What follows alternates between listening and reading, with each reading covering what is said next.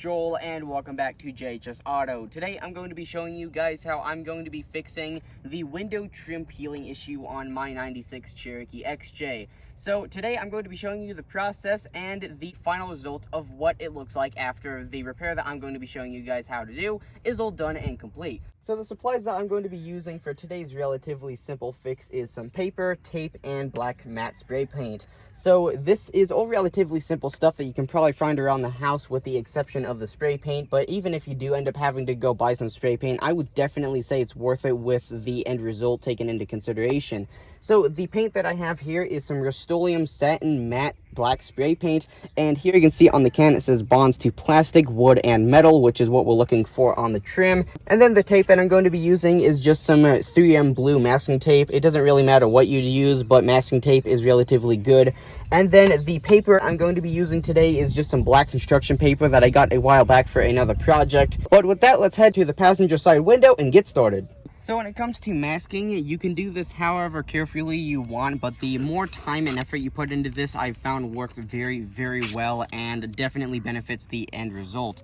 So the first thing you're going to want to do is get as close to the little chrome bits as you possibly can so that you don't have overspray on your paintwork itself. So here is what my masking job looks like here on this corner, and a couple of the pieces I just ran down next to the trim piece, and I'm going to be covering up the window with one of those pieces of paper I have. And as you can see here, the masking job up here on the corner actually went really well with one of the pieces of tape actually sliding underneath the trim piece, which is really, really good because that means you're not going to get overspray on any of your paintwork, which in my case is red, so it would show up really, really easily if it were to get on the paintwork.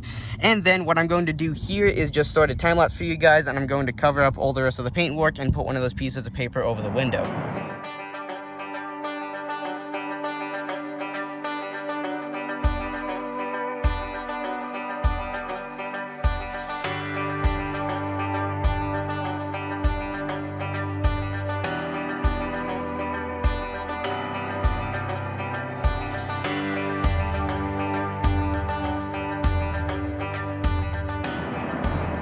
Right, so at this point, I think I have to apologize for the chicken that's actually making noise in the background, as you can hear there. But either way, I just finished the masking job on this door here, and as you can see, I covered up the window with one of those pieces of paper, and I have all of this area matched off, and all of the area around here that isn't covered up, I don't think is going to be a worry, because with my experience on doing this panel, the overspray is only probably a couple inches in diameter, so I don't think any of it will be getting over here. And as for getting paint on all of these other panels, I'm just going to open this door up and spray paint it over here so that it's away from these other panels. So with that, let's open up the door and get painting. So now that I have the door open, let's shake up the can. And now let's get painting.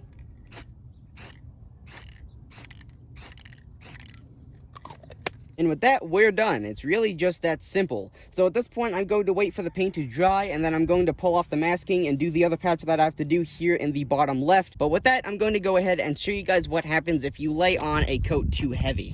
So you can see on this rear door where I've already done the process and everything is finalized, it actually looks pretty good there. But my first time doing this, I laid on the coat way too heavy and it started bubbling, and now I have all these little silver patches and bubbles. And from experience, I can definitely say I'd rather this over that. So now I'm going to go ahead and pull off the masking where the paint is still tacky so that I don't have any risks of it peeling. So that's pretty good. We didn't get any overspray on the window.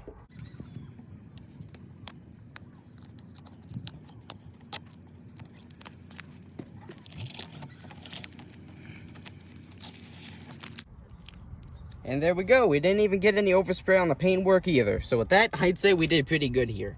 So once again, I'm going to set up the tripod and get another time lapse going, and I'm going to fix this last little bit of peeling.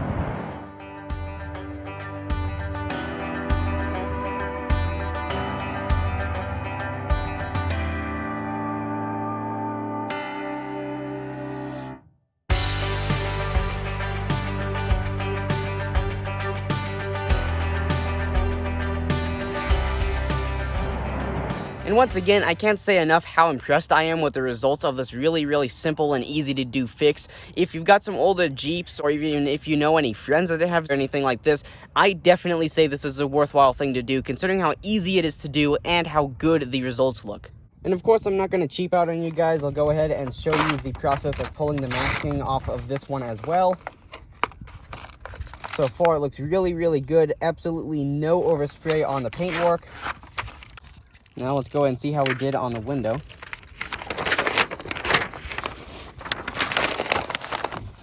And I'd say that looks absolutely fantastic compared to what we had before.